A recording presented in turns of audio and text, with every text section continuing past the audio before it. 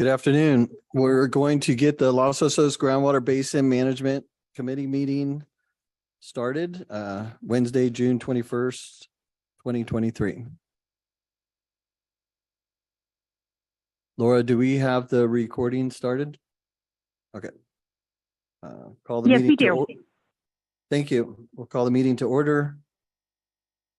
Move to agenda item 2, roll call. Yeah, Director Gibson. Here. Director Cesena. I'm here. Chair Zimmer. Here. All right. Directors, just a reminder, if you could please unmute your microphones when you talk into them, I'd appreciate it. Thank you. So we have 3 of the 4 parties represented.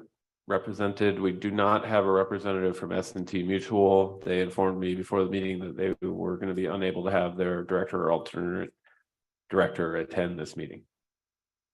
But enough for a quorum. All right, thank you. We'll move to item 3, pledge allegiance. I pledge allegiance to the flag of the United States of America and to the republic for which it stands, one nation, under God, indivisible, with liberty and justice for all.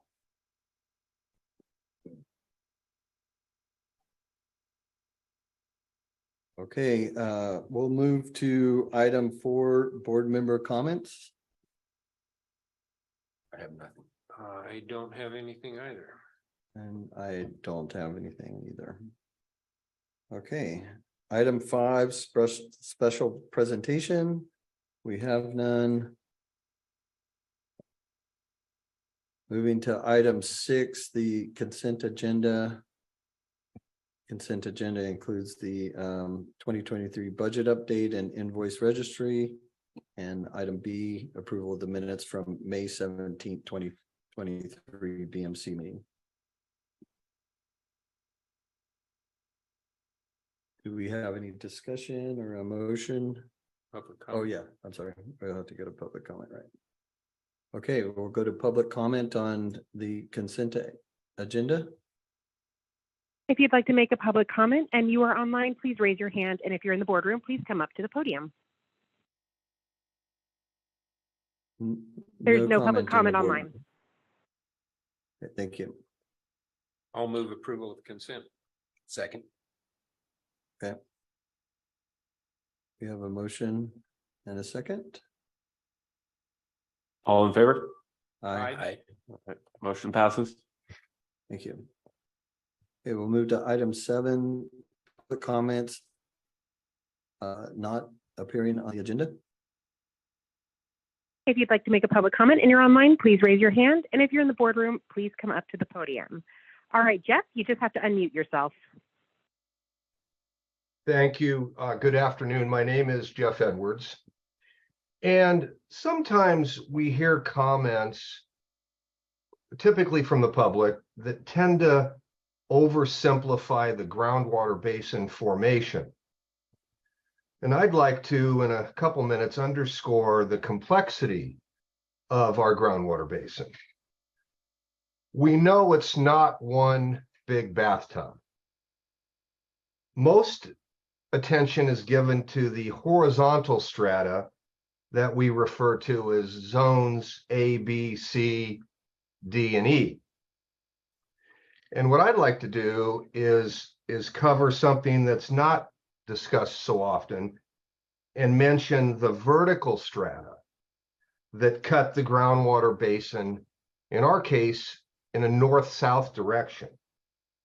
The first example of this is strand B of the Los Osos Fault, which, if you can visualize, it roughly parallels Palisades and extends kind of from the Irish Hills directly towards Morro Rock.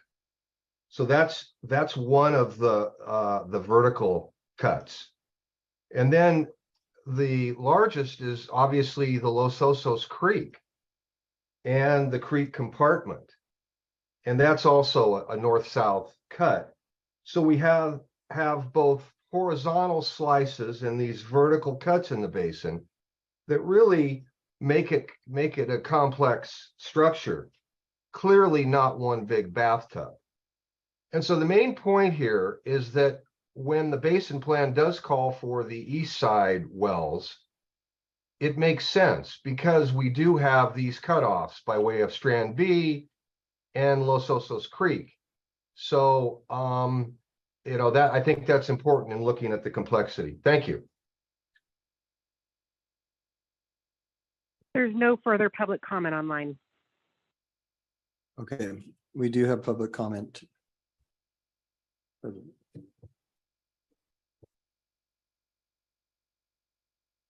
Before we start the clock, if I go over a couple seconds, would that be okay? Because I have to hold up my computer to show you a picture, and that might take a second of Okay. my time. Would that be okay? Yeah, we'll see how it goes. Okay. I'm not gonna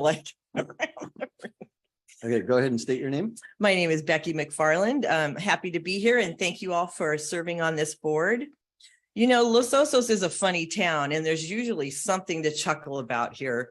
Lately, the funny thing is those darn bedrooms that are popping up around town, like this one on Highland Drive.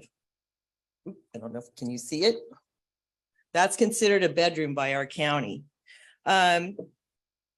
This bedroom, it has an oversized garage. It has a living room, a bathroom, a kitchenette, a second-story deck, and another deck on the roof. Usually a second lot is not needed for a bedroom. Here's another one that's popping up. This one's on Santa Isabel. That's considered a bedroom too. It also has a garage. I don't know the whole floor plan, but it's not a bedroom. There's also one on Mitchell Drive that is popping up. And I say popping up because all three of these are being either rapidly built now or were very rapidly built before. It's funny, I didn't get the memo that my bedrooms should each have their own garage, living room, kitchenette, and should be next door. But honestly, this isn't funny. These buildings, these guest houses, I've been told numerous times by the county, are considered the same as a bedroom. Does anyone here honestly believe that these are really bedrooms? That they are in the spirit of not adding any water using building to our critically overdrafted basin? The Coastal Commission made it abundantly clear in their letter to Trevor Keith last spring that the county should not even consider or accept applications for development in Los Osos that cannot show evidence of an adequate water supply. Last fall's Regional Water Quality Control Board staff report states that none of the water metrics will be reached sustainability till 2050. As I said at the last BMC meeting, the county is willfully and knowingly undermining the Coastal Commission and the Basin Management Committee by sneakily issuing only ministerial permits for these guest houses. Voila, no CDP, so not appealable to the Coastal Commission. I say it's an appalling display of dishonesty and deceit. And if you don't believe me that this is what's going on, the Highland Guest House, the owner who works for the Water Board, asked the county, and we have evidence of it, how to get around the Coastal Commission. And the county planning department coached him on how to get around it. I've not even mentioned larger homes being built outside the prohibition zone on the same aquifer. Yes, there's Title 19 that's being looked at and modified. Funny thing, the county continues to use it during the review. So purveyors, please stand up for our water supply and stand against this county nonsense. Thank you. Thank you. We'll bring it back to the board. Have any further discussion on that? Okay. Okay, we'll go ahead and close public comment. Move to item 8, Executive Director's Report. Yeah, thanks, Chair Zimmer. We have happy to provide this month's Executive Director's Report. still looking for ways to streamline and these opportunities, these meetings, and so let me just hit a couple of items that we're not going to hit later in the agenda just to save some time. Or that, weren't already covered at a previous meeting. So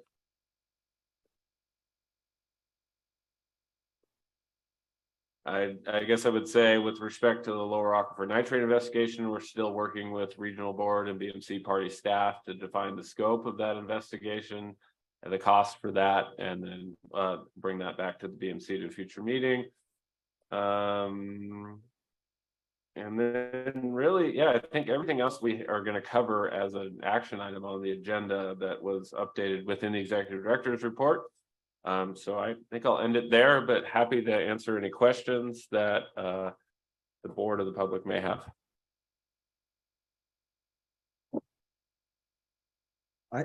Any question from the board members? No. Just one follow-up from our last meeting, the stream gauge rating curve project. Any development on that? Yeah, I spoke with the Cleve Harris geologist a couple of weeks ago, and actually happy to report that Los Osos Creek is still flowing. So that is actually, they're continuing to capture measurements at sort of the tail end as the flows start to drop, so we can get more accurate low flow estimates in Los Osos Creek. So consequently, we've kind of it's taken a little longer for that rating curve to come out, but I think for good reason that we're still seeing flow and subsequent recharge to the basin. Okay, good, thank you. We'll go ahead and open this up to public comment on item 8, the executive director's report. If you'd like to make a public comment and you're online, please raise your hand. And if you're in the boardroom, come up to the podium. Jeff, you just have to unmute yourself. Thank you again. Good afternoon. My name is Jeff Edwards, and I had just a couple items on the ED report.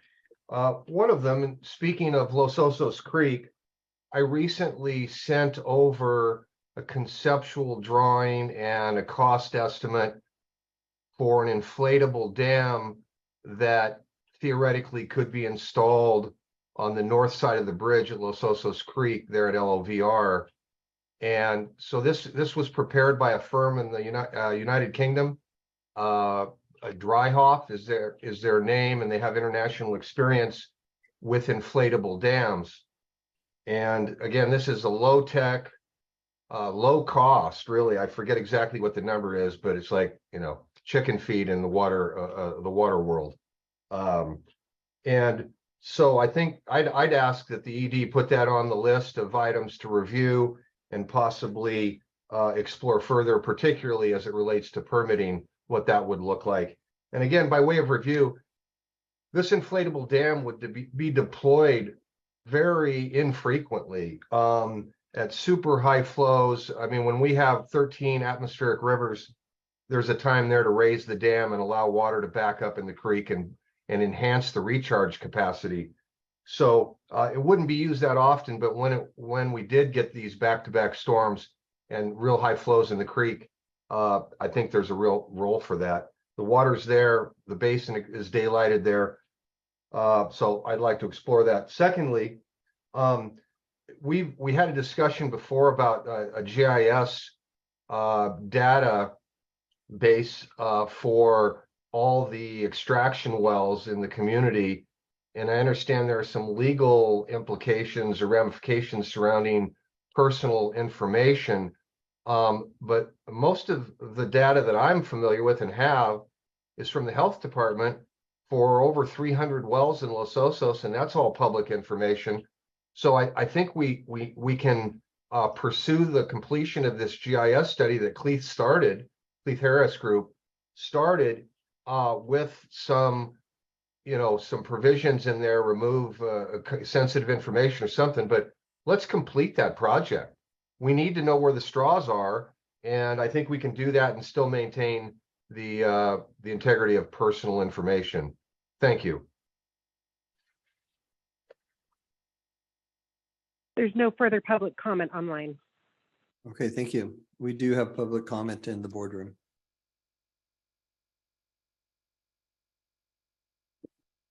Good afternoon, Becky McFarland again.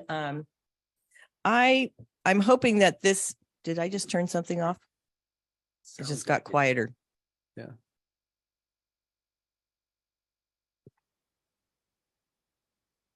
Hello. Testing. Hello. Hello? Yep. I can talk really loud. It sounds great online, just so you Sounds guys okay? know. Okay. Yeah, Um, I can hear I you just- loud and clear. Thank you. I just had a couple of comments. I agree. We need, with Jeff, we need to be doing something to help conserve rainwater when we get it. Also, we need to know what wells are drawing water and which ones are retired. I mentioned before I took this hydrology and groundwater sustainability class through UC Davis, and they spent a long time going through the maps and showing what other areas are doing to manage their water. And it's pretty amazing. One of the best parts of the class was the question and answer period at the end, where we had a Department of Water Resources director person there and others giving us, they actually spent about 15 minutes on the Los Osos Aquifer and looking at the maps and going through that. I do have that in recording if you're interested in seeing it, because it was really interesting. But yeah, we should know what's being drawn out of the aquifer. Also in the report, I believe this is where it is, Dan, and you could correct me if it's not, where it says water conservation update.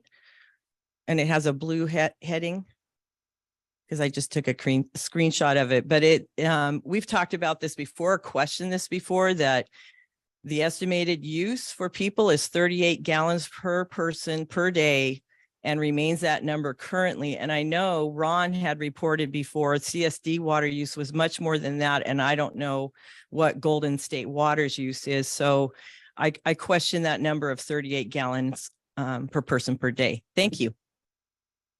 Thank you. We have no further comment in the boardroom. We'll bring it back to the board. Dan, do you want to? Yeah, I can provide some information with respect to some of those questions. Yeah, I've seen the rubber dam information that Mr. Edwards provided, and I'm aware that is an effective strategy utilized by a number of water purveyors here in California, and I'm sure elsewhere in the nation and the world. A couple of examples. I actually started my career at Alameda County Water District, and they have a series of rubber dams in Alameda Creek, where they inflate and divert water to some recharge ponds or old quarries, and it's an effective strategy for them for improving their groundwater recharge. I also had the opportunity to, I went over my time. Tour United Water Conservation Districts down in Ventura. They have, it's not a rubber dam facility, but it is a diversion facility in the Santa Clara River, where they can divert flows. And they're actually looking to divert and recharge 100,000 acre feet this year from that facility. Now, obviously, they have a much larger river, as well as geology that really supports the rapid infiltration of that water into the groundwater basins down there in Ventura County. But just to say all that, yeah, those are effective strategies. They are in use up and down the state.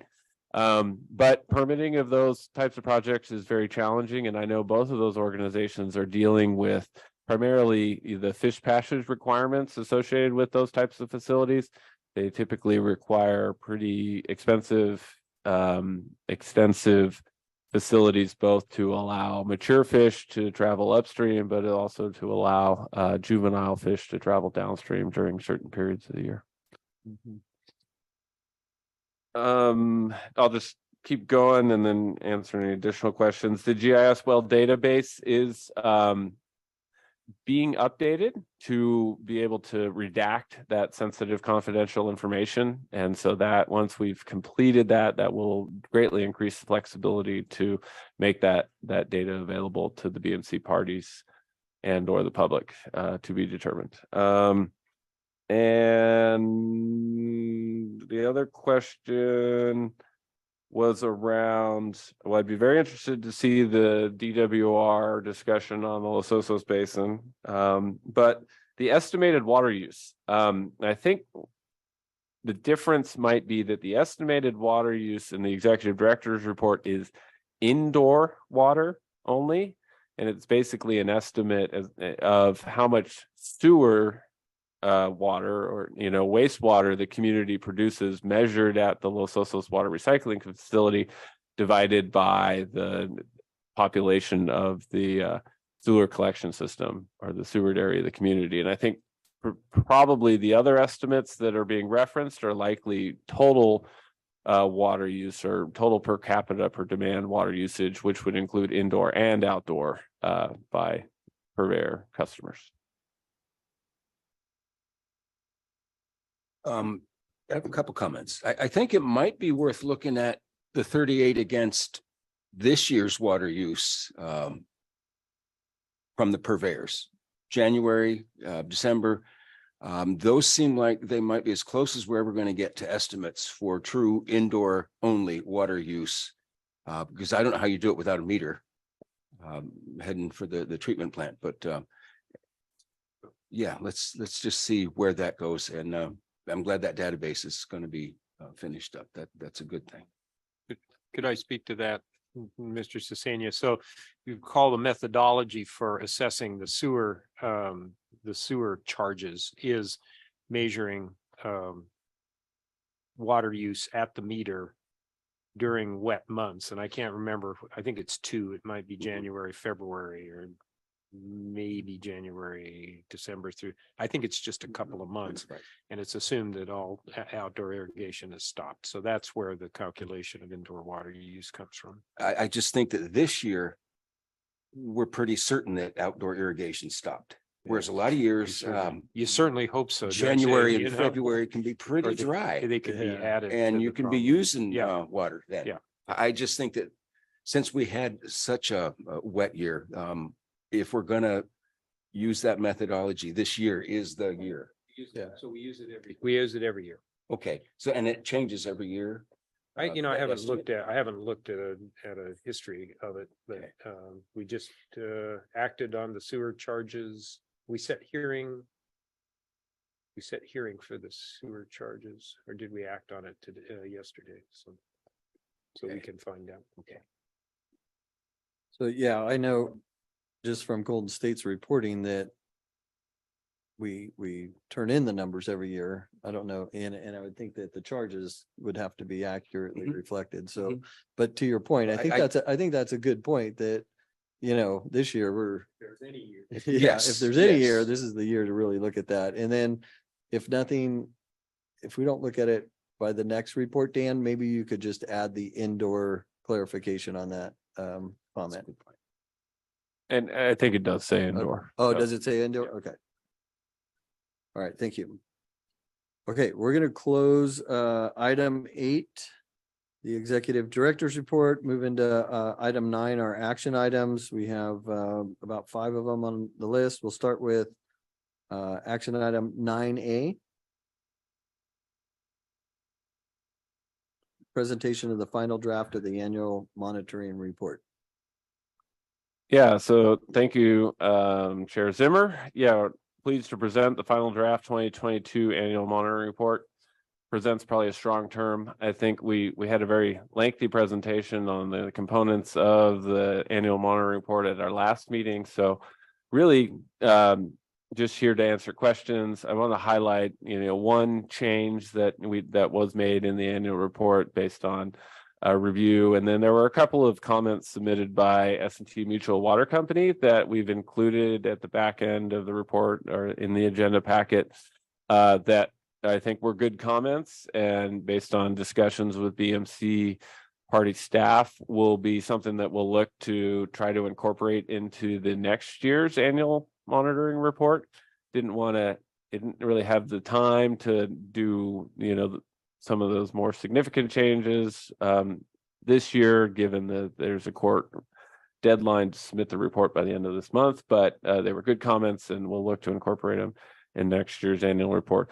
I did include in the PowerPoint presentation the one change that I did want to highlight. So this is the plan view plan view figure for trying to depict seawater intrusion in the lower aquifer zones D and E. And I just wanted to highlight that in the upper portion of the basin, the red line was in the draft annual report was inadvertently shown to the west of LA 11, whereas it should have been to the east, as it represents the 250 milligram per liter chloride isopleth, and the value at LA 11 is 279. So we made that change. I don't know if you can see. So basically, this red line is now shown on the east of this well, whereas in the draft report it had been shown slightly to the west. So just a more accurate representation based on the value observed in 2022. Yeah, but other than that, no other significant changes were made to the final report from the draft report, but I open to answer any questions or the public may have. So I have a question on that. Did that data point move compared to last year then? Was the original depiction last year and it just wasn't updated to this year? Is that what happened? My understanding is it just was it just wasn't moved in the draft report. Okay. All right. Any other comments or questions? We'll go ahead and move to public comment on item 9A. If you'd like to make a public comment and you're online, please raise your hand. And if you're in the boardroom, please come up to the podium. There's no public comment online. We have one public comment in the room. Becky McFarland again. Good thing I'm here, or you guys might get bored. I have a question, and I know you can't answer it directly right now, but these red lines that show this data from various years, and then there's the black line that is supposed to be the 2022 seawater intrusion line. Which line is used for reporting seawater intrusion? Because that's a mile apart. I've actually clocked it in my car to see from the 2005 number to this red line. So I'm wondering which one, because the seawater numbers haven't changed that much, but on here the lines show. So I'm not clear on that. And then also some of the pages, like page 4 and 5, there's tables, but the last column, which explains things, half of the words are gone. I mean, it's cut off. So I don't know if, and that was in the draft report. And it's in the beginning in the summary. And it would be nice to be able to see that. So that's the end of my comments. Thank you. Thank you. We'll bring it back to the board. Yeah, so I can provide an explanation on the different lines on this figure, and I will admit it is sometimes a little tricky to try to visualize this in plan view, because we really have two different sets of lines representing the seawater intrusion front. We have, I guess let's just characterize all the lines except the red lines on kind of the left-hand side of the figure. Those represent the movement of the seawater intrusion front, or our representation of it as the 250 milligram per liter chloride isopleth in zone D, from 2005 to current, the fall of 2020. And so that's zone D of the lower aquifer. And then, but additionally, we are also showing not necessarily the movement, because well, I mean, we are showing the movement based on the data that we have. As we just talked about, we moved that red line based on that one data point of the seawater intrusion front in zone E of the lower aquifer. And I think I have it for the pocket slide from our last presentation. You can really better visualize that. No, no, I don't have it. I don't think. In the annual report, there's the cross-section diagram that shows both, the cross-section of the basin, but it also shows the extent of seawater estimates of seawater intrusions in zones D and zone E. And so hopefully that helps explain what those different lines represent. There's that one, and then there's the other cross section. Yeah.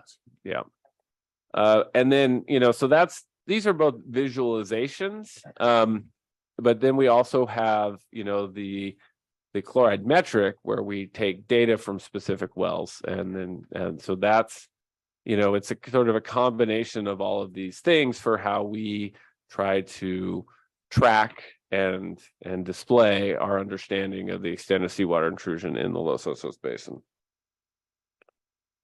And then I think the comment on if I might, Mr. Chairman, on that matter, I think it's really important to emphasize that this is visualization. If you look at, I'm looking at that figure, which you did correct in the final draft. So figure 18, the data that's actually there comes from the wells that you see spotted there. These lines are estimates. There's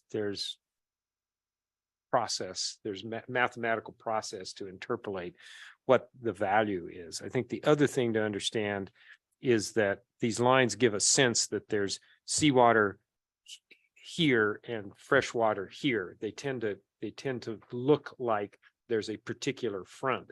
This is just the location of a particular concentration of chloride, which is representative of that. But the actual physical situation in terms of how much salt is in the water in any one place is not a discrete thing like this. And it's water dilutes and diffuses, the salt diffuses in. But this is a simplification, an attempt to take a series of data that are spatial in 3 dimensions and show it in a simple way, reference to a time standard. So I urge folks not to read too much into this. It is really more important to understand what the chloride concentration is actually in the production wells and how it affects our ability to extract water. This is just a way of trying to guess is not the right word, but to estimate what's going on in a wider spatial scale.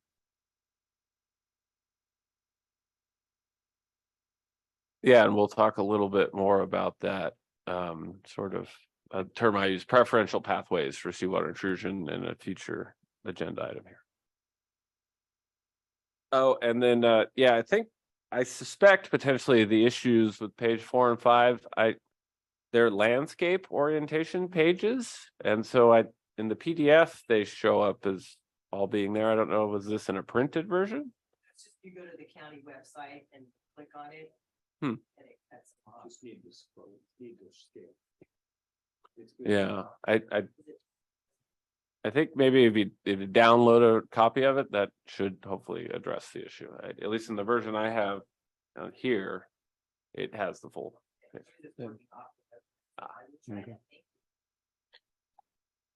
Okay. We're looking for a motion next, right? Yep, this is a formal action item. I'll move staff's recommendation to approve the annual report. I'll second that.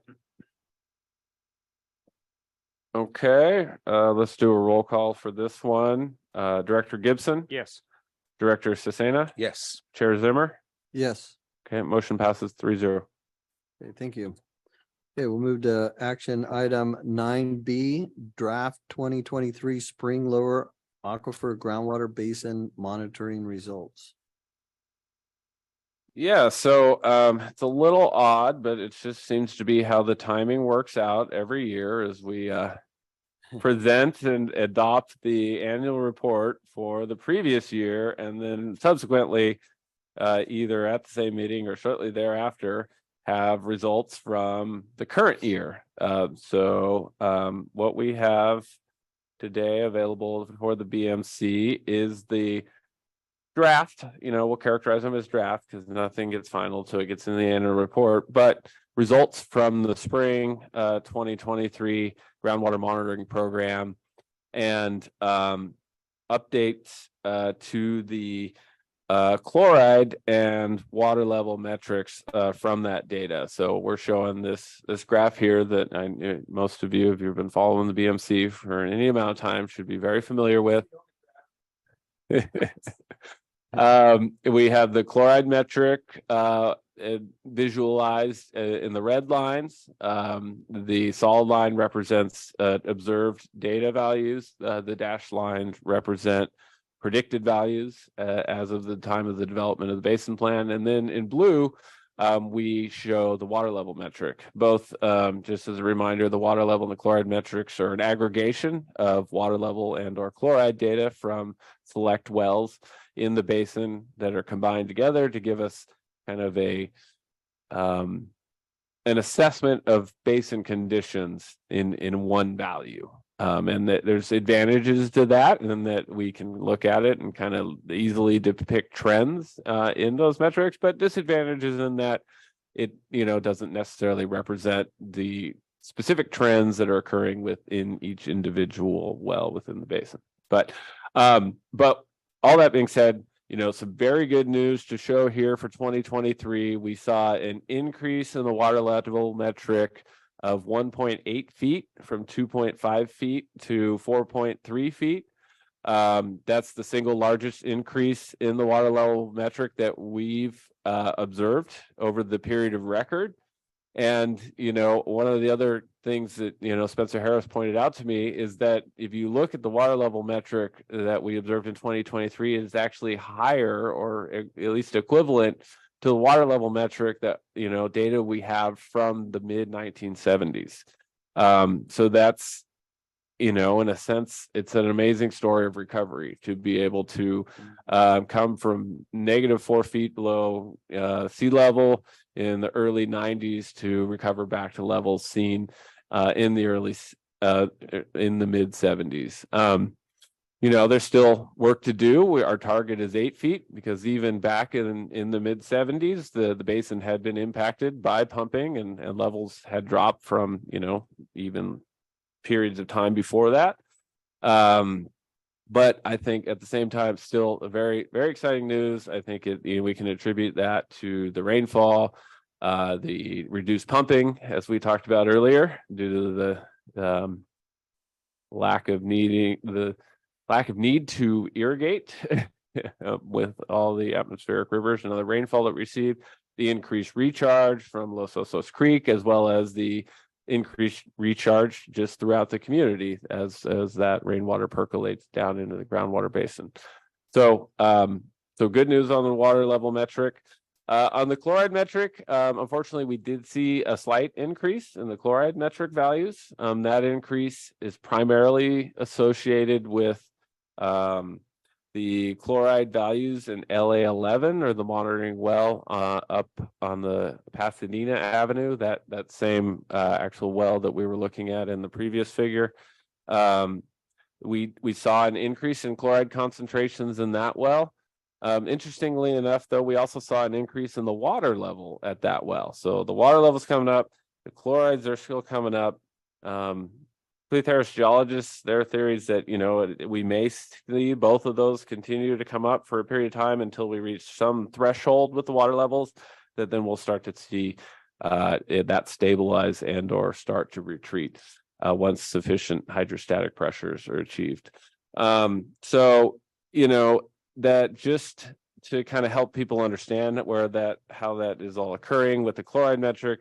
Again, this is the figure 18 from the annual monitoring report. Just added some of the 2023 data. Let's come back to that one. But like I said, we saw an increase here at LA11 in chlorides. But we also saw a decrease here in LA10. And so, in the metric, those tend to, offset each other to a certain degree. And then the other thing that I wanted to point out with respect to the spring lower aquifer monitoring data is this blue box here is, so now we have the first measurement from the modified LA13 or the Farrell monitoring well that the BMC funded back in December of 2022. We have the first data point from that new, quote unquote, new well that is a representative lower aquifer zone E well and has a very a very low chloride concentration of 77 milligrams per liter. And so, it's important to point out that that's good news that, that we're not seeing intrusion into that portion of zone E in that area. But B, it also just points to the preferential pathways of seawater intrusion. And we can see that here on this figure, even in some of the historic data. So back in 2012, we saw seawater intrusion occurring and impacting the Palisades well here, the CSD's Palisades well, with chloride concentrations almost approaching 2,000 milligrams per liter. My understanding that at some point the CSD modified that well to no longer pump from zone E, and so now it's only pumping from zone D. So that's relieved the pressure on zone E in that area. But, interestingly enough, so we saw those elevated chlorides here, but we didn't see it at the monitoring well at the end of Palisades. Literally not that far away, we've seen and continued to see relatively low chlorides based on the geophysics that we do there.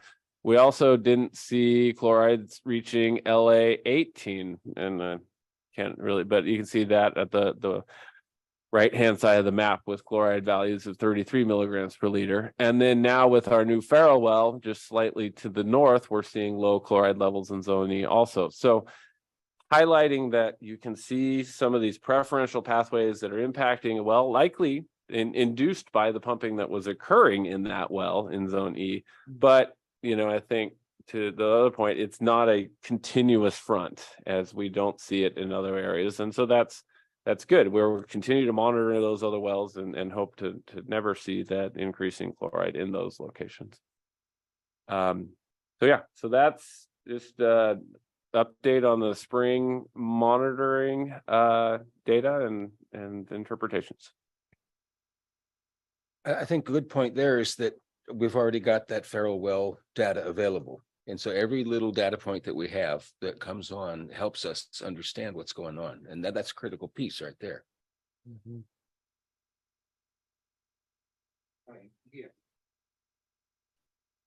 Just adding on to that, Chuck, I agree. And when we look at the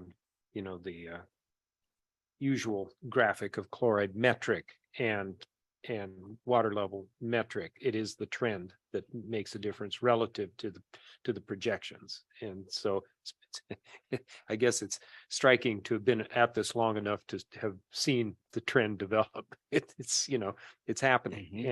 And I think we gain deeper understanding as we're able to track that trend, which are all positive. So even as the chloride metric goes up a little bit, I think we can get the sense now that there is variability in there. And as long as it's tracking within that envelope, soon to be an envelope, I would hope revised by the use of the transient model so that we have a little more confidence or a little more sophistication in our calculation of that envelope.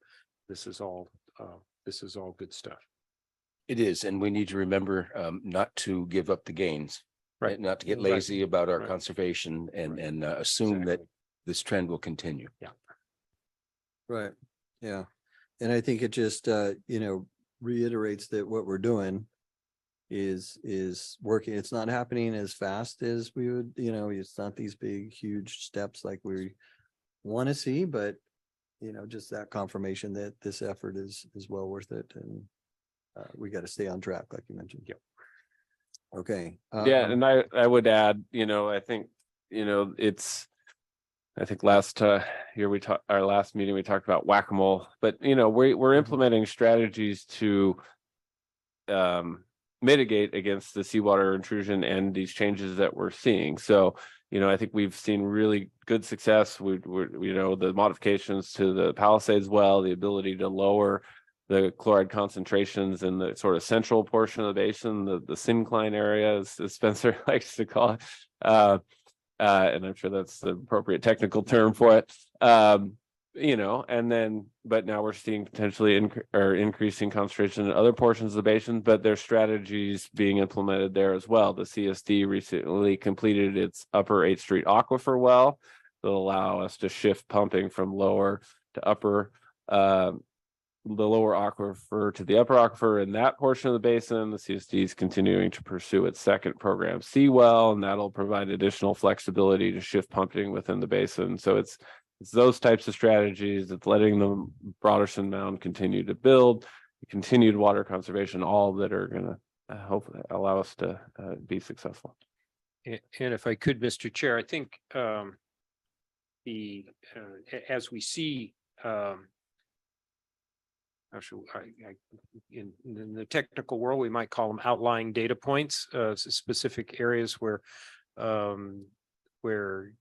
readings, observations are at some greater remove from the overall trend that we think we're monitoring. I think it's worthwhile under our sense of adaptive management to ask our technical experts to have a look and see if they can analyze why those might be. I think I know Dan and I talked about the possibility of a technical memo that would address why we're seeing elevated chlorides in a certain well, and what might we expect. Again, we may or may not have the tools with the current modeling technique, the current estimation technique, but I think that's just the kind of thing that adaptive management requires us to do to continue to extend our understanding of the dynamics of this complex physical system. So I don't know when that, when the thought might come, but I would imagine it a bit later in the year, Mr. Heimel, that we would consider whether we want to direct some investigation toward specific results that are worthy of investigation, shall we say. Yeah, I mean, I think we've kind of seen that, after we get through the annual report preparation, the spring monitoring, that it's a good time of year for the BMC staff and the party representatives to try to take on specific initiatives. I think we did that in 2021 with the updated estimate for sustainable yield.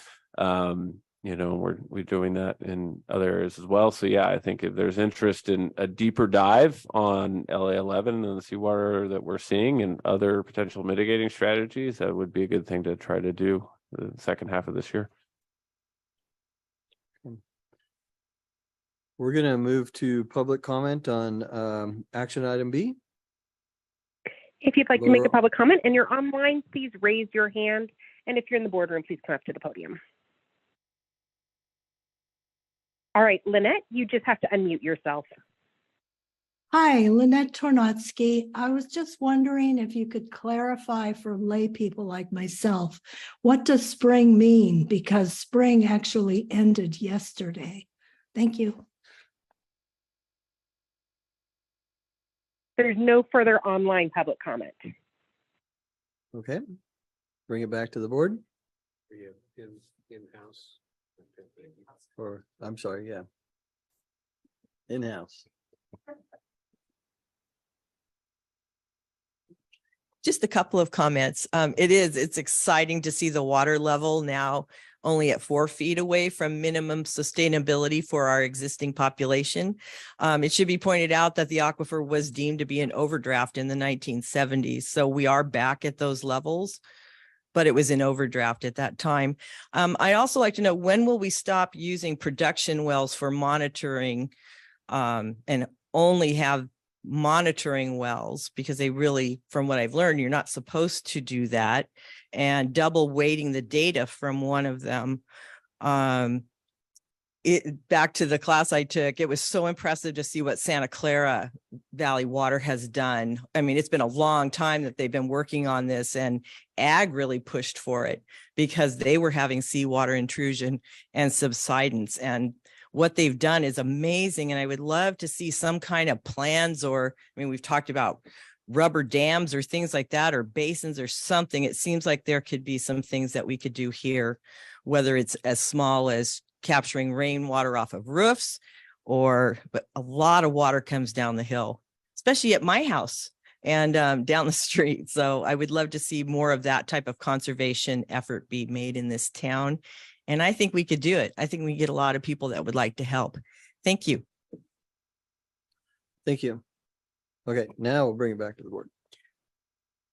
Yeah, good question. Spring. What does spring mean? In the context of the BMC Lower Aquifer Monitoring Program, spring means April. That's when the majority of the monitoring wells are sampled, water quality and water level data is collected. And so, yeah, consistently when we're saying spring, we're referring to April, and then fall that typically refers to October in terms of the timing.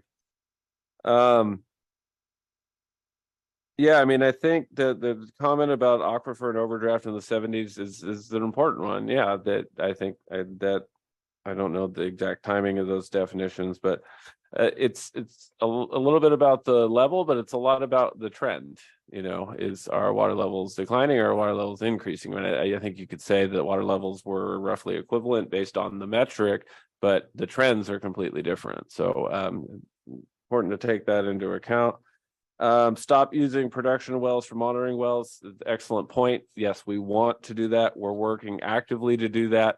I didn't talk about it. We'll talk about it a little bit more later, but we're making good progress on getting the Skyline monitoring well drilled this year. And so with that monitoring well, we will have the option, the BMC will have the option to consider replacing the Rosina well in the chloride metric with a Skyline monitoring well that is roughly located in the same area. Again, that sort of the synclinal axis, the central portion of the basin where we historically saw the greatest extent of seawater intrusion, with a well that is purely a monitoring well. It's not a production well. Hopefully it will not influence by borehole leakage and provide better, more representative data. So yeah. If I might, Mr. Chairman. I think for the public, it's important to understand how to interpret the water level metric here. The attainment, if the attainment of a particular level, for instance, 8 feet above sea level, is not the indication of sustainability. That level was set as a management objective by the basin management plan, so that the group managing the basin, namely us, can feel comfortable in the physical state of the basin. As Mr. Heimel said, it's all about the trends here. And so the important message in the curve that is the blue line is that from 1970 to about 1990, water levels were dropping. That is consistent with overdraft in the basin.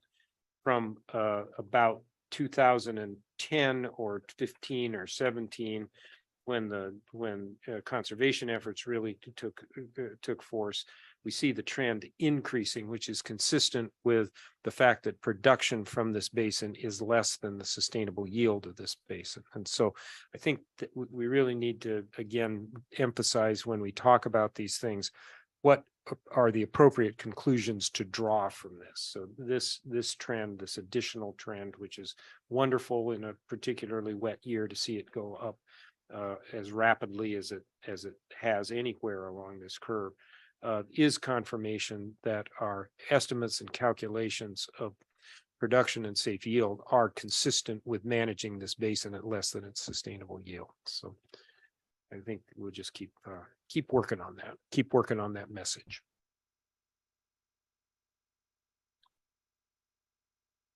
Okay, thank you. Do we need a motion on this? The file and receive, just file and receive it? Okay. All right, sounds good. Thank you. Move to action item 9C, the WRFP study peer review consultant selection recommendation.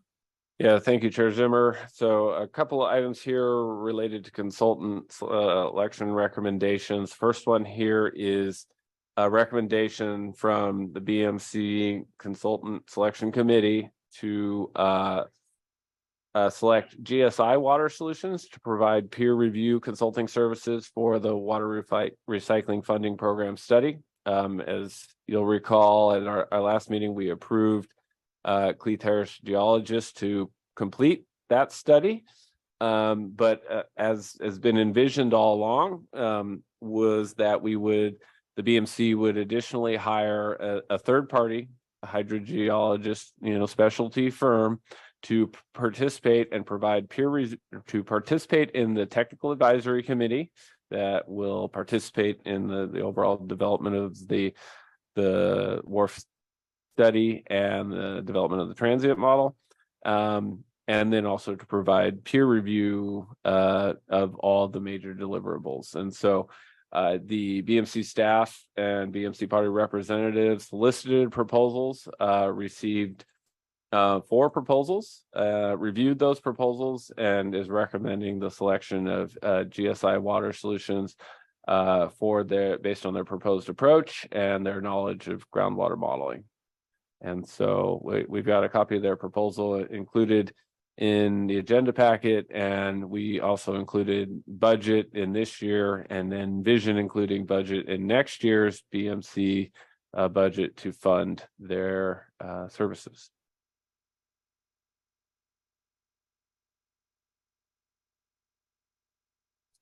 Have we started working on that 2024? We're pretty confident we'll have that 15,000 for that work. I will have to admit I haven't started working on the 2024 budget, but I am pretty confident that we will have that. One of the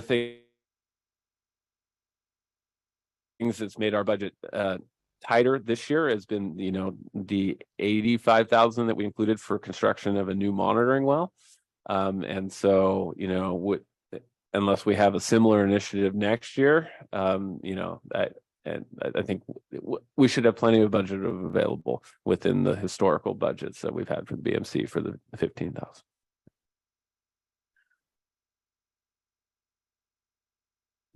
Comments? We'll go ahead and open this 9C up to public comment.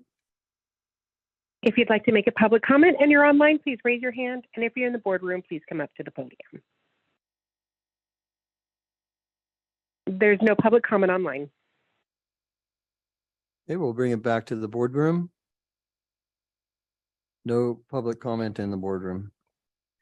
With that, I'll go ahead and recommend that we approve the selection of GSI Water Solutions to provide peer review, the consulting services for the WRFP study. Second.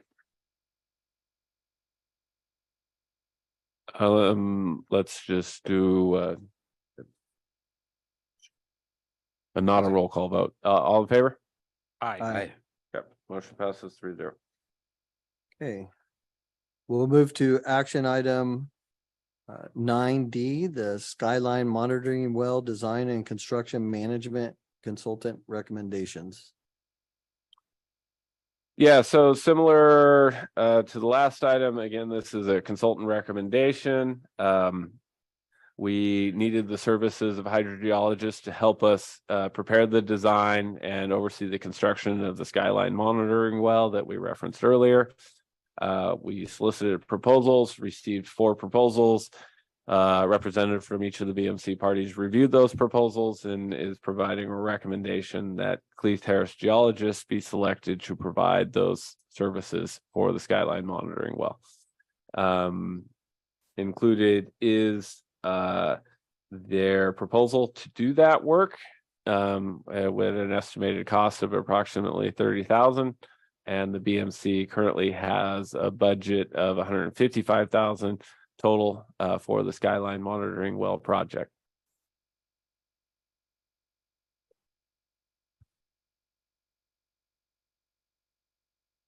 Okay. There's no questions. Yeah, if we will, I was going to ask if this was a not to exceed contract. We're going to end up this is selection of the consultant. I mean, they estimate that it's going to cost $30,000. Do we sign a work order or contract that it's a not to exceed 30,000? Is that the? So we have a contract, and we can have a separate contract. It would be a not to exceed without approval by the Basin Management Committee. Yeah. All of our budgets and those items are set up in that manner. That's the standard is not to exceed. As work items are added, they are not to exceed this estimated amount unless authorized. Correct. Perfect. Yeah. So if there was additional work that was required, then we would bring that to the BMC for approval before approving or paying that additional work. I have additional questions regarding that, but maybe let's go to public comment first and then we'll bring that back for a little deeper discussion. We'll go to public comment on action item D. If you'd like to make a public comment, please raise your hand or come up to the podium. There's no public comment online. There's no public comment in the boardroom either. We'll bring it back to the board for further discussion. Chuck, do you have any comments before? No, I see we're getting two L's out of this. I assume a D and an E probably, okay, right underneath Skyline. Lake Correct. This past year. No, we need to move ahead with this, and so, since we don't have any comments to really worry about, I think the report's pretty clear, and so, I will move that we approve the selection of Cleith Harris Geologists to provide monitoring well design and construction management consulting services for the Skyline monitoring wells. I'll So second that for discussion. Okay. Yeah, so along with that estimated not to exceed amount, I mean, what about if some of the work doesn't get performed either? So it's just difficult to have this type of, we're projecting a project out there. And there's unknowns, typically these types of projects, you would do a design and construction phase and then come back with the second portion of that. Right now, we don't know what is even in the design. And so we're approving work that may not exist or may exist. It just seems like there should have been a breakout of some of this work in milestones, so to speak. And I agree with doing the lump sum to not to exceed, but we should also be looking at, once we get that design and construction and we go for a contract, are these consulting services actually all still needed? And if not, when we break something out, is that going to be worth $1 or, how do you determine it at that point? We just really don't have any way to reconcile this. And the reason why I ask that is, we're cutting into our 85,000 that we've approved budget. And so pretty significant amount of that budget and leaves us 55,000 left. And that was really what drove my concern, is that with construction material, we just know the how volatile it is today. And so I'd be surprised if we come in at that 55 and then we have this out there where we may not need all of that funding for this. How do we reconcile it on the other end of it? Yeah, no, definitely good comments. Couple of thoughts. One, I guess I would add that we have the 55, but we also have the additional 70,000 from the National Estuary Program. So thankfully, our construction budget at this point is 125,000 total. So but even with that, I have concerns, as you referenced, cost escalation, supply chain.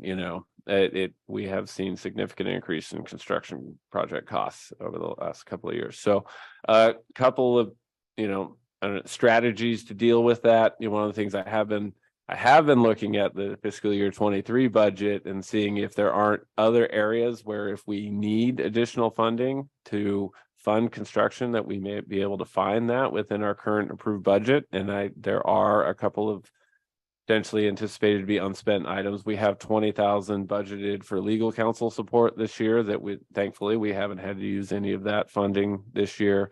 We've got technical adaptive management technical services with approximately 10,000 remaining in that fund. And I believe there was potentially some other funds as well. So it gives me comfort that we've got some flexibility. We've worked with Cleith Harris Geologists a long time. I mean, they're going to be cost effective, based on my experience. And then in reality, their proposal was much lower than any of the other design and construction oversight proposals that we received. So, by recommending them, it preserves the maximum amount of budget we would have available for construction activities.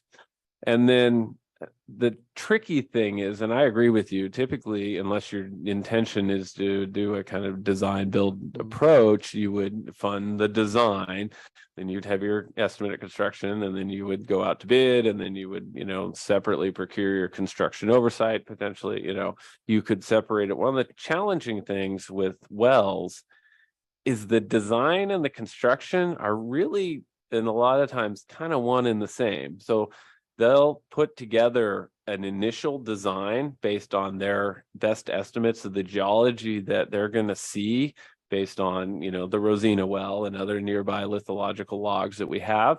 But the actual final design for the well doesn't happen until you're in the middle of construction and they drill that first test hole and they log the aquifer materials.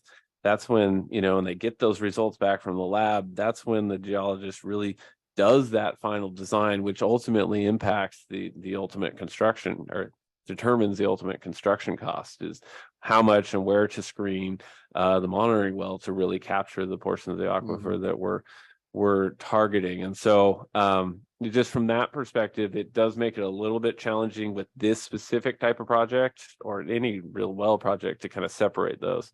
So there's some thoughts I had, but Yeah, and I guess it was just a back for, it goes both ways, like we're talking about, it could be, you got to keep moving. Once you're in, you just keep moving through that process, but there's just so many unknowns along that way that been down that road, not with actual monitoring wells, but production wells, and that's just a big variable there too. So I don't want to hold this up, but just, I think I made this kind of comment on other estimates, and I fully agree with Cleeth, his experience here, looking at his estimates compared to many of the other geologists. We definitely get the best value through him. I'm not questioning that part of it. I just like to keep it a little tidier in the future. And so I think at this point we have a motion and a second on the floor, and we're going to add in the not to exceed language in that. And I think that's key with the, I was going to try to separate design from construction until Mr. Heimel explained separate design from the construction management. But indeed, they're integral. I think this is a really good discussion to identify the risks. We've got not to exceed. We'll ask for early communication and attention to this project to keep us to our limited budget, and just work it out. yeah, and I would add, this is not the final decision approval for the BMC. We're going to go out to bid for the construction of the project, and we'll be bringing that back to the BMC for their approval. So this is really just to allow the hydrogeologist to initiate the design to the best of their ability with the information that they have, to put together the bid documents, to help us complete the permit applications to the point that we can get to a public bid, for the well. And then we'll come back with the remaining, hydrogeologic services budget, as well as the anticipated construction budget. Well, so he, for instance, as I think about it, he has to estimate the depth and the thickness of both zones that we're supposed to penetrate. We don't have a well particularly close to that. And so it is an iterative by nature, an iterative process. Our bids are probably going to come back that it's going to cost X to drill to these specifications, with Y dollars per foot more if we have to go deeper, right? So it's an unknown world down there.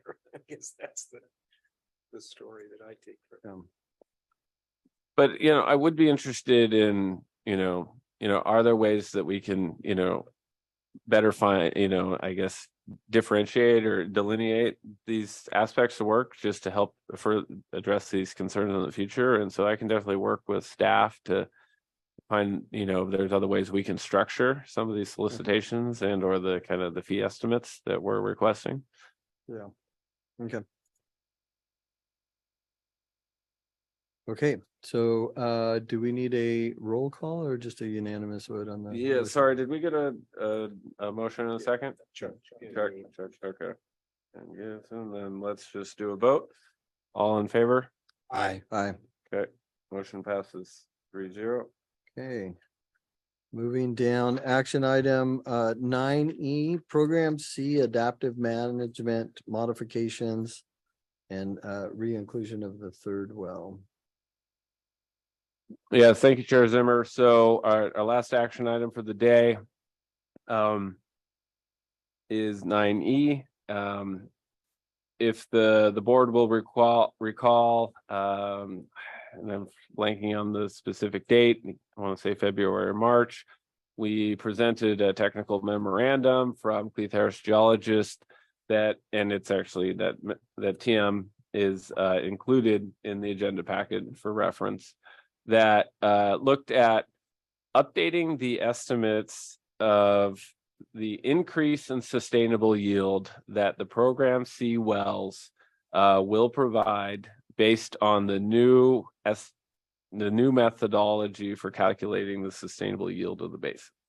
So the basin plan had estimates of the increase in sustainable yield that these additional Program C wells would provide, but that was based on the old methodology for calculating sustainable yield. So when in 2021, the BMC approved the new methodology for calculating the sustainable yield, it was prudent to then revisit the estimates in sustainable yield that we would predict that those wells would provide now.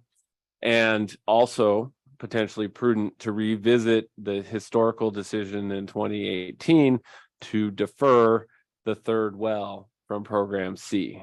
And that was done based on those previous estimates and the previous sustainability yield estimate that basically indicated that or predicted that the BMC could reach the basin yield metric target of 80 with only 2 Program C wells.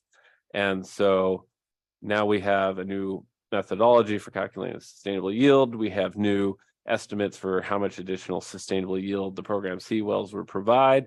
And based on that and the results of that, it's recommended that the BMC consider re-including, and I don't know if re-inclusion is actually a word, but that's what I'm using, that third well back into Program C. And so I've got some just overview slides on Program C. Again, these were provided in the previous presentation of the TM, but we'll just run through it quickly. You know, Program C is a program to shift groundwater production from the lower aquifer in the western area, shown in green, to the central area. And it increases the sustainable yield because you can pump more water from those portions of the basin, our model tells us, without inducing seawater intrusion compared to pumping on the western portion of the basin. I pulled this from the basin plan itself. This green area is actually where Program C wells were envisioned to be located in the basin plan back in 2015. But if you look at where the first 2 wells were actually located, they're actually a little bit outside of that. They're to the west of that. And I think that largely had to do with just the ability to site those first 2 Program C wells, and where could the purveyors, or Golden State and the CSD, find suitable locations for those wells. And so we have the first Program C well completed by Golden State over on Los Olivos Avenue, shown there in the center of the map. The CSD has constructed, I should say drilled, the second Program C well over there on Bay Oaks Drive, kind of on the extension of South Bay Boulevard. And then for the purposes of this analysis and this TM, the third Program C well was assumed to be at Site C, one of the locations that was evaluated by the CSD in its site selection for the second Program C well. I would like to state that there has been no determination over the site of the third Program C well. I think, as we talked about at our last meeting, the Golden State Water Company is looking at potentially at an additional well. Yet to be determined if that would even be a Program C well, depending on where it's sited, and even if it is, where would it be sited is still to be determined and permitted and approved. So again, this is conceptual location, but we've provided it for the purposes of being able to estimate how much additional sustainable yield a third program C well would provide. So we've covered this. This is really just, what is the basin yield metric, and it's the estimate of current production shown in blue on that graph compared to the estimated sustainable yield shown in light green. And then the basin yield metric really says that our target is to be 80% of the total of the estimated sustainable yield, or that dark green bar. So just for reiteration, we're currently pumping well below the sustainable yield estimate, but still above our target of 80% of the sustainable yield estimate, meaning that our basin yield metric is 84 and our target's 80. So still work to do to get down to that target. And that work could include a number of things. One is increased implementation of basin plan programs. So in adding a second and third program C well is estimated to increase the sustainable yield of the basin. And so that would lower our basin yield metric and help us get towards our target. And so the TM looked at the estimated increase in sustainable yield that the wells would provide. That's the column on the far right. And I want to characterize that, and there's an asterisk here and a footnote at the bottom, that those sustainable yield estimates were done with the assumption that we have a fully developed Broderson mound. And, as this board knows, our current estimate for the development of the Broderson mound is only 50%.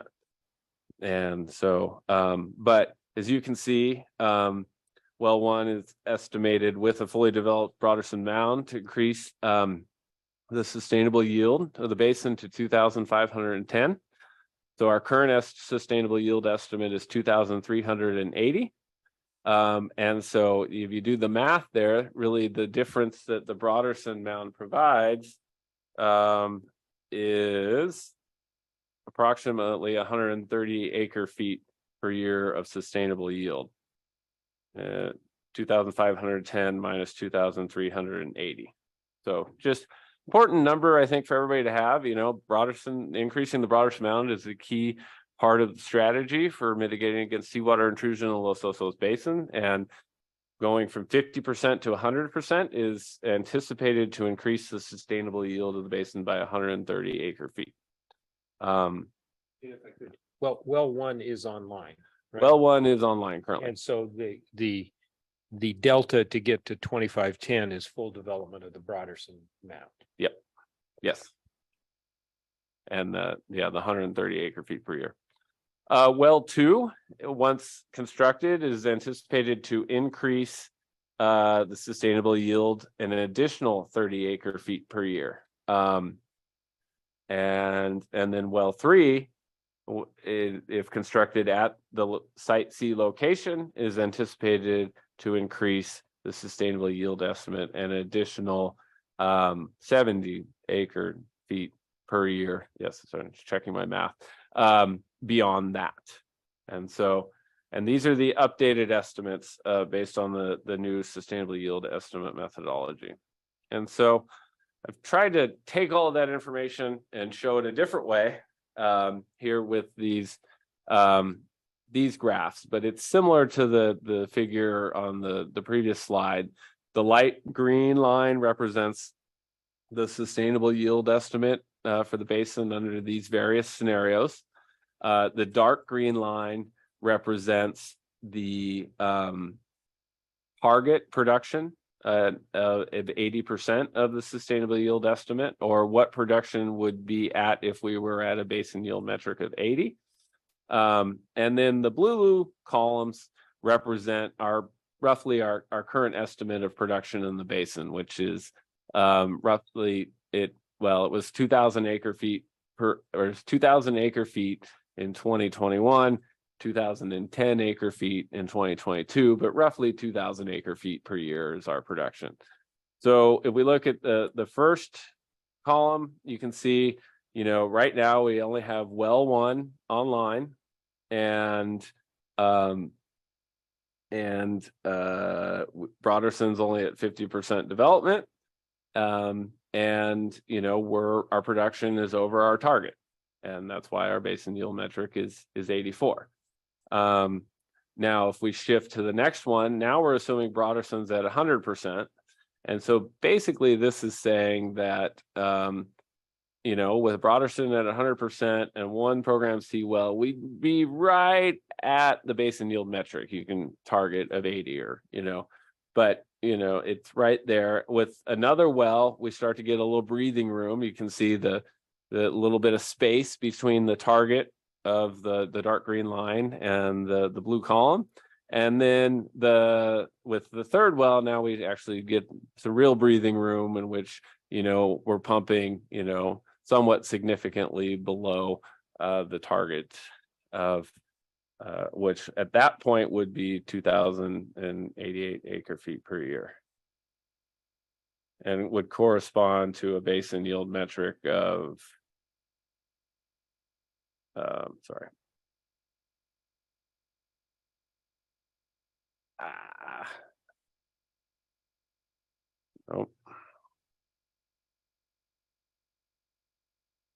of 0.76 or 76.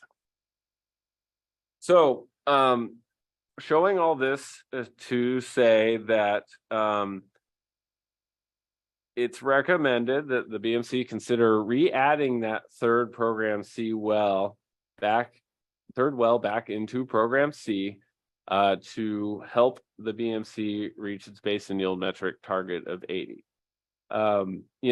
These figures here kind of point to, well, we may not need to do that. Just letting Broderson Mound build by itself could potentially get us to a basin yield metric of 80, that third column. But, I think we also saw this year is that the water levels at the Broderson Mound have been historically consistently rising. And this year we started to see signs of almost a little bit of a stabilization, that it kind of stopped rising and kind of stabilized based on the transducer data we have. And it's really early. We don't exactly know what that means, but it could be a sign, that the Broderson Mound may not reach its full height as originally estimated in the basin plan. And, we'll just have to do more monitoring, and then the transient model will be also an additional tool to help us look at that. But it does point to, another level of uncertainty. So having an additional buffer, having that third well in program C, increasing the sustainable yield, I think could help us definitely, provide more assurance that we'll get to that basin yield metric target of 80. Thank you, Dan. Any questions for Dan?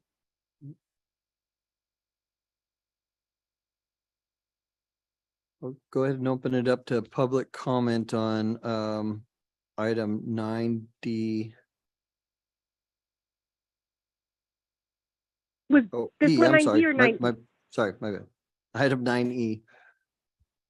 If you'd like to make a public comment and you're online, please raise your hand. And if you're in the boardroom, please come up to the podium. There's no public comment online.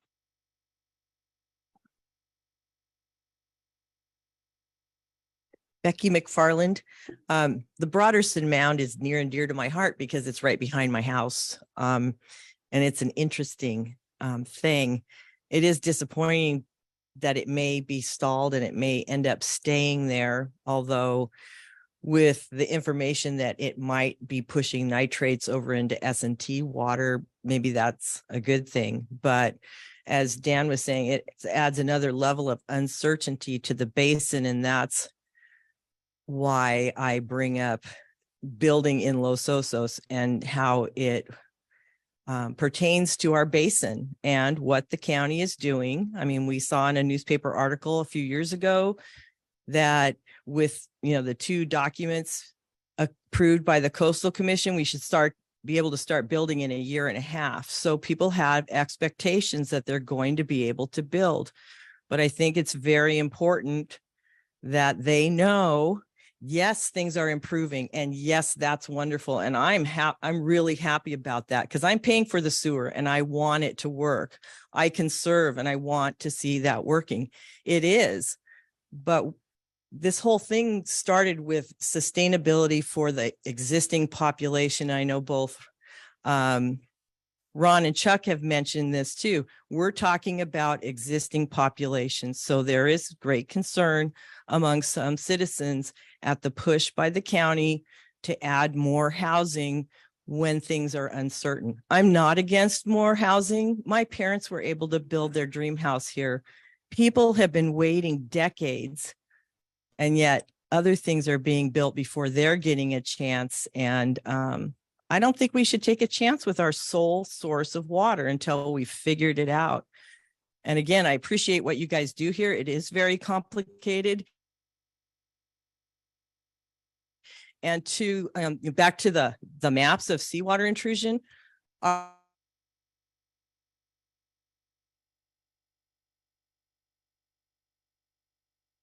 regional water board, public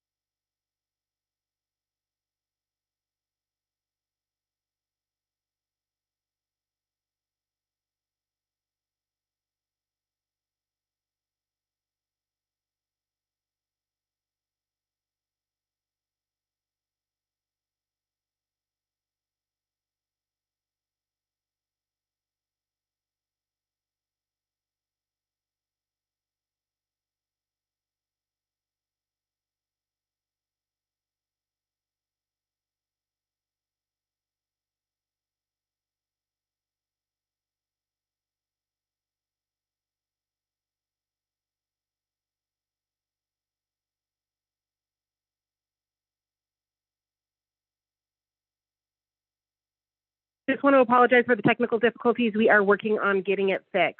Very sorry. One moment, please.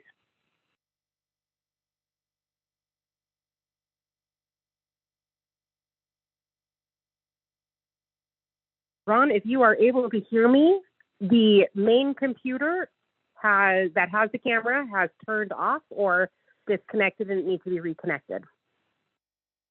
We have to pause the BMC meeting until we get it repaired. Thank you.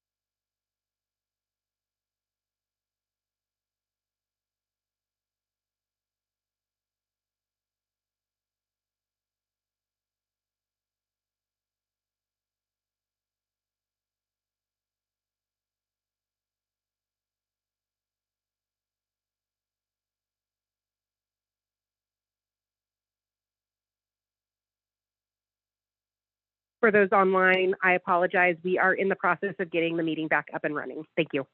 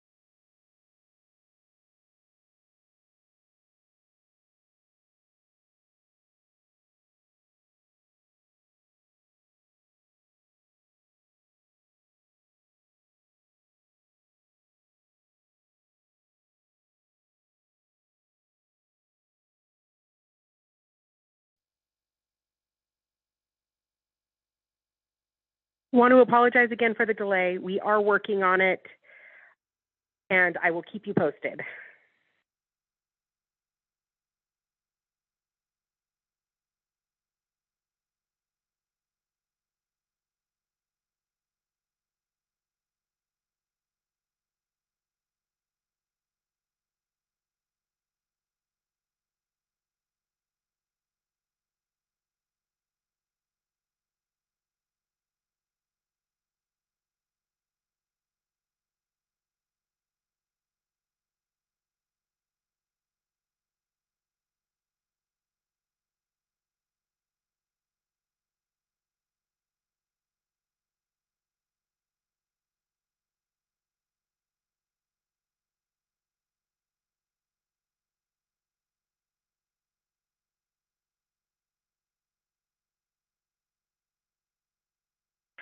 Thank you for your patience. We are unfortunately not able to get the presentation back up, so we are going to continue agenda item 9E to a future meeting, and we're going to go ahead and adjourn this meeting at 3:06 p.m. Again, I apologize for the inconvenience.